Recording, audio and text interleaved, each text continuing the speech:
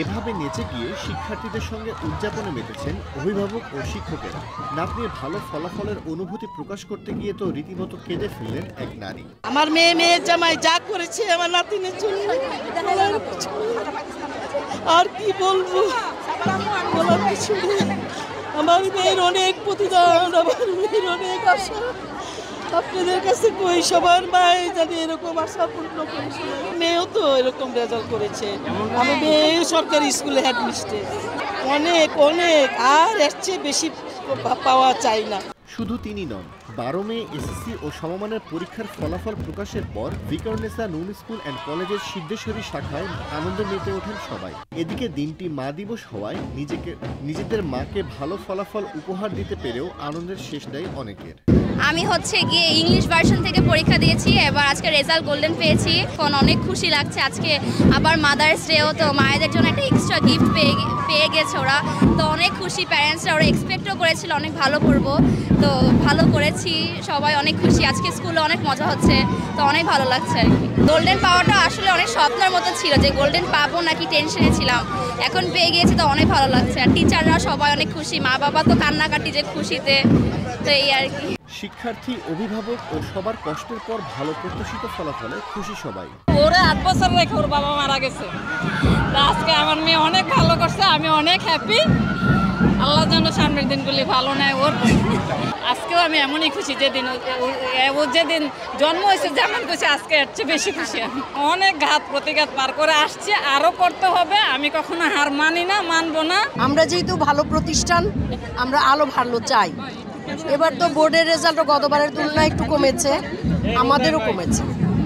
Overall খারাপ না, কিন্তু আমরা এটাতে খুশি না, আমরা আরও ভালো চাই। আর যেইটুকু খারাপ হয়েছে তার পিছনে 3টা কারণ মোটামুটি ফাইন্ড আউট করেছি আমি।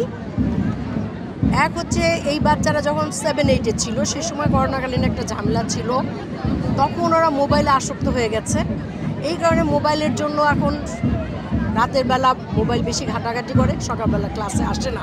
আমাদের পরিসংখ্যান হচ্ছে 2195 জন পরীক্ষা দিয়েছে, তার মধ্যে পাশ করেছে 2161 জন।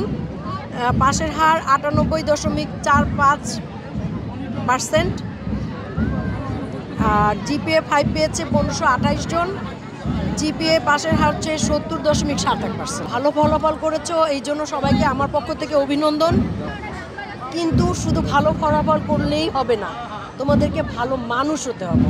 তোমাদেরকে দেশের জন্য, পরিবারের জন্য, প্রতিষ্ঠানের জন্য কাজ করতে হবে। আমার মা এমন একটা রেজাল্ট দিছে, আর কি লাগে আমার।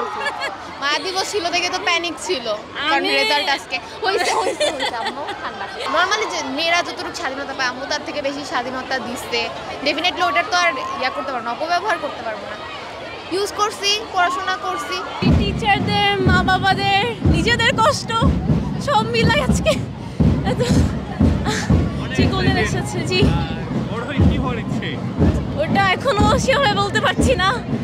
ইনশাআল্লাহ। হ্যাঁ, আমার মা অনেক সাপোর্ট দিয়েছে। হ্যাঁ, অবশ্যই। জি, কি বলতে চাও আজকে মা দিবস পাশাপাশি? হ্যাঁ, থ্যাংক ইউ। এর আগে সকাল 11টার দিকে নিজ নিজ শিক্ষা প্রতিষ্ঠান এবং অনলাইনে একযোগে প্রকাশিত হয় চলতি বছরের মাধ্যমিক স্কুল সার্টিফিকেট ও সমমানের পরীক্ষার ফল। গত 15 ফেব্রুয়ারি সারা দেশে একযোগে এসএসসি ও সমমানের পরীক্ষা শুরু হয়। লিখিত পরীক্ষা শেষ হয় গত 12 মার্চ। ব্যবহারিক পরীক্ষা 13 থেকে 20 মার্চের মধ্যে অনুষ্ঠিত হয়। 9টি সাধারণ শিক্ষা বোর্ড এবং মাদ্রাসা ও কারিগরি বোর্ডের অধীনে এই পরীক্ষায় 20,24,192 জন পরীক্ষার্থী অংশ নেওয়ার জন্য নিবন্ধন করে।